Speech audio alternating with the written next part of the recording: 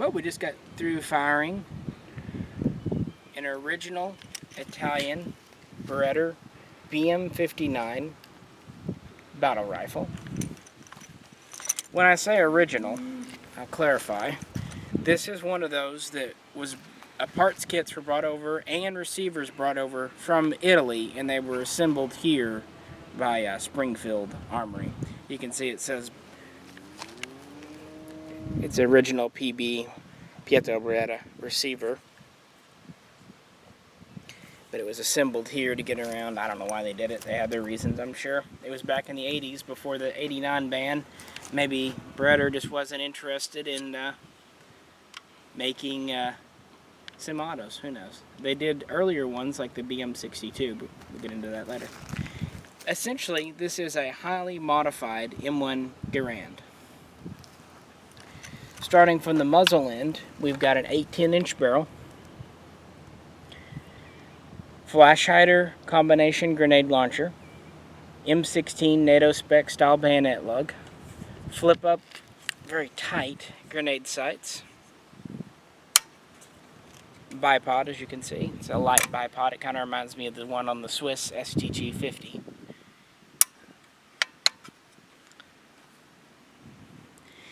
It's in 7.62 NATO, and it feeds from detachable 20-round magazines. It has an M1 Garand style receiver and bolt. It has a bolt hold open with a bolt release here. Has this fold down winter trigger guard, which we just discovered is very much a hair trigger if you touch it in the top. If you put your finger here, there is not much to keep it from going off. That is light. Maybe down here it's a little more, but that's for use with winter gloves. The sling on it is original Italian, and it has this rotating sling swivel that rotates either down or up. The front one's obviously on the side up here. Has a rubber butt pad, but it also has this flip up shoulder rest, which you actually kind of need a bullet tip or something to get that in there that I don't have right now in my hand, but it folds up, and underneath that it has a M1 Garand style storage compartment with a cleaning kit in it. Basically how these got started, originally Italy was given or purchased at a low price M1 Garands from the United States back in the 50s.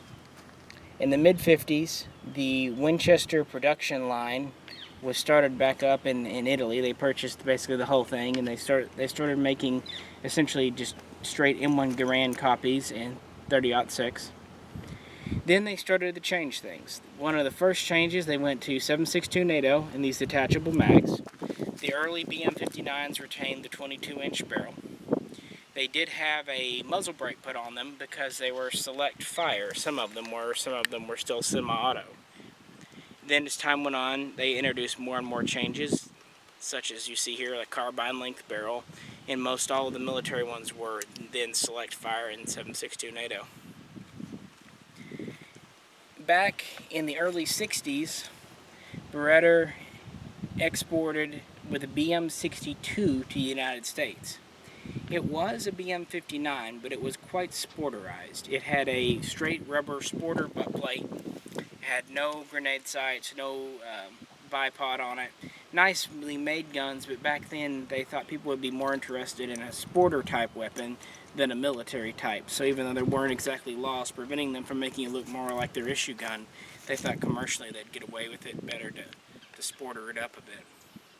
Those were around for the 60s, and then in the 80s, as I said, Springfield got a hold of some parts kits and then imported Beretta-made receivers originally.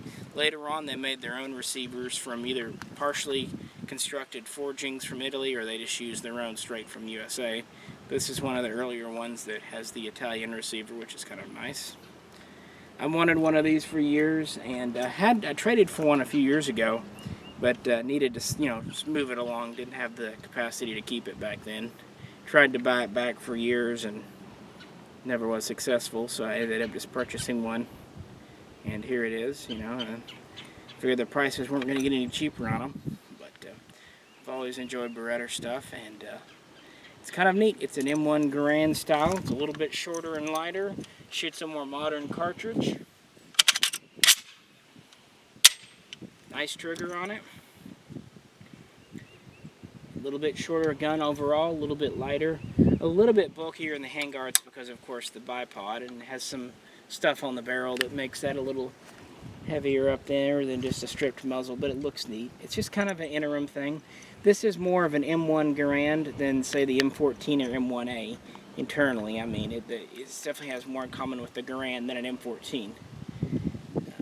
Same style rear sights, of course. We didn't look at those, but you saw them. But yeah, just thought we'd check it out today, shoot a few rounds through it. Again, another nice day, and we already had 308 out here because of the 1919, so just trying this out. Thanks for tuning in.